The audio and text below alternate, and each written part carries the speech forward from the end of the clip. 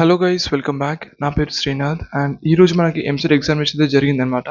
So ninth రోజు first shift and second shift రెండు కలిపి రివ్యూ ఇస్తాను చూడండి. సో ఫస్ట్ దాంట్లో కానీ సెకండ్ దాంట్లో కానీ మనకి మ్యాథ్స్ వచ్చేసరికి లెంతీ పేపర్ వచ్చిందన్న చాలా మంది జూనియర్స్తో మాట్లాడినప్పుడు. లెంతీ పేపర్ వచ్చిందంట, ప్లస్ కొన్ని ట్రికీ క్వశ్చన్స్ అయితే వచ్చినాయి అనమాట.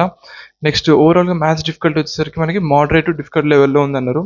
నెక్స్ట్ ఫిజిక్స్ అంటే కొంచెం ఇంకా రాడ్ లెవెల్ అంటే కొంచెం డిఫికల్ట్ లెవెల్ వచ్చిందన్నారు.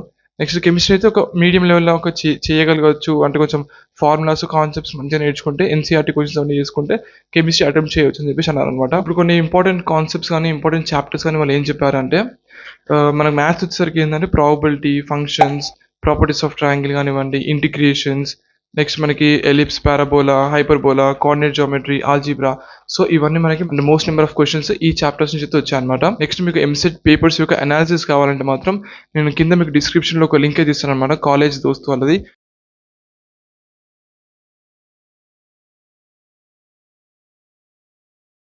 మీరు ఆ బాట్ ఓపెన్ చేసిన తర్వాత చిన్న ప్రాంప్ట్ ఇచ్చేస్తే చాలు మీకు మొత్తం అనాలిసిస్ వచ్చేస్తుంది. So do check it out that.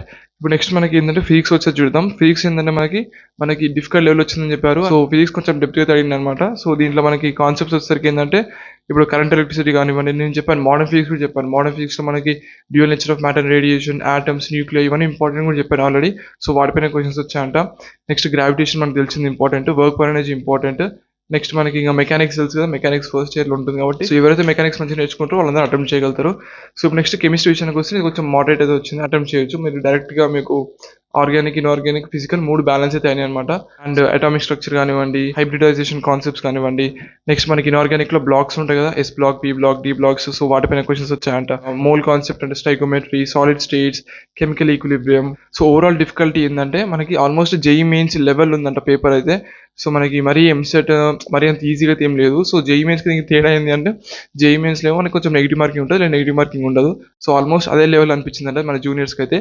So నేను నిజం చెప్తున్నా, నా ఎంసెట్ ఎగ్జామినేషన్ రాసినప్పుడు కూడా నా పేపర్ ఎగ్జాక్ట్ జేఈ మెయిన్స్ లానే అనిపించింది. అంటే జేఈ మెయిన్స్ ఇంకా టఫ్, అసలు జేఈ అడ్వాన్స్ పేపర్ అయింది అనిపించింది అనమాట అప్పుడప్పుడు. అసలు క్వశ్చన్స్ చూస్తుంటే టఫే వస్తుంది. సో మీకు నెక్స్ట్ షిఫ్ట్స్ కూడా టఫే రావచ్చు. అట్లా అని చెప్పి మీరు భయపడి అట్లా టెన్షన్ ఫీల్ అయిపోయి మీరు మొత్తం రాంగ్ పెట్టేసి రావద్దు. సో ఇప్పటివరకు మీరు ఏదైతే నేర్చుకోరో 3 years కష్టపడి 2 years కష్టపడి చదివిందంతా ఈ జస్ట్ 2 to 3 hours తెలిసిపోతుంది కాబట్టి, so please keep your patience. మీరు మంచిగా ఇప్పటివరకు చదివిందంతా మీరు జస్ట్ ఒకసారి రివైజ్ చేసుకోండి. బికాస్ పేపర్ టఫ్ వచ్చిందంటే అందరికి టఫ్ వస్తుంది. అది నీకు కాదు, టాపర్ కాదు, డల్లర్ కాదు, అందరికి సేమ్ పేపర్.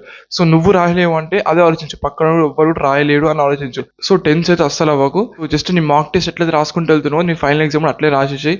సో నీ మాక్ టెస్ట్ ఎక్స్పీరియన్స్ అన్ని వాడు దీంట్లో, చీట్ కోడ్స్ కానివ్వండి, ట్రిక్స్, టిప్స్. సో మీరు టైం మేనేజ్మెంట్ ఎలా చేస్తున్నారు మాక్ టెస్ట్లో. సో అలానే పేపర్ డిఫికల్ట్ వచ్చిందని చెప్పేసి మొత్తం టెన్షన్ ఆగమని తీసుకోకండి, మళ్ళీ వేస్ట్ అయిపోతుంది ఎంసెట్ ఎగ్జామినేషన్ మొత్తం. సో మీరు చాలా జాగ్రత్తగా అయితే అటెంప్ట్ చేయాల్సి ఉంటుంది. మీరు టెన్షన్ అయితే పడకండి, అదే మెయిన్. ఇక్కడ పేపర్ టఫ్ వచ్చింది, అసలు ఏం రావట్లేదు, 80 కూడా రావట్లేదు, నాకు 80 మార్క్స్ ఉన్న మాక్ టెస్ట్లో 80, 100 వచ్చినాయి, ఇక్కడ 60 వస్తున్నాయి అట్లా ఏం అనుకోకండి. బికాస్ మీకు నార్మలైజేషన్ అయితే తర్వాత, అంటే ఎవరికైతే హార్డ్ వచ్చిందో సో వాళ్ళందరికీ ఏమవుతుందంటే మళ్ళీ తర్వాత మార్క్స్ అనేవి ఇంక్రీజ్ అవుతాయి. సో మార్క్స్ ఇంక్రీజ్ అవ్వకపోయినా కూడా ఇక్కడ ఏంటంటే అందరికీ నీకు ఆల్మోస్ట్ సేమ్ మార్క్స్ వస్తాయి కాబట్టి, సో మీకు 60 మార్క్స్ వచ్చినా కూడా బిలో 5K ర్యాంక్ వచ్చే ఛాన్స్ ఉంటుంది. అంటే 60 వస్తే బిలో 5K రాదు, బట్ చెప్తున్నా మరీ అంత టఫ్ లెవెల్ వస్తే మాత్రం సో మార్క్స్ వచ్చే ర్యాంక్ పెద్ద ఎఫెక్ట్ అయితే ఏం పడదు అనమాట.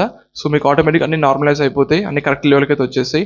సో మీరు ఇప్పుడు ఒకటే, మీరు జస్ట్ మంచి ఫార్ములాస్ రివైజ్ చేయండి, మీ షార్ట్ నోట్స్ రివైజ్ చేసుకోండి. సో మీ ఫ్రెండ్స్ ఎవరైనా ఉన్నారనుకోండి, ఫస్ట్ షిఫ్ట్ కానీ సెకండ్ షిఫ్ట్ కానీ రాసిన వాళ్ళు, సో వాళ్ళకి ఒకసారి ఫోన్ చేసి ఒకసారి కనుక్కోండి ఏమేమి టాపిక్స్ వచ్చినాయి, ఏమేమి కాన్సెప్ట్స్, క్వశ్చన్స్, ఫార్ములాస్ ఏమేమి వచ్చినా ఒకసారి తెలుసుకుంటే ఒక ఐడియా వస్తుంది.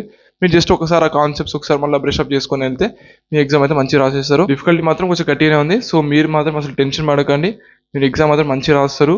And all the very best for your examination.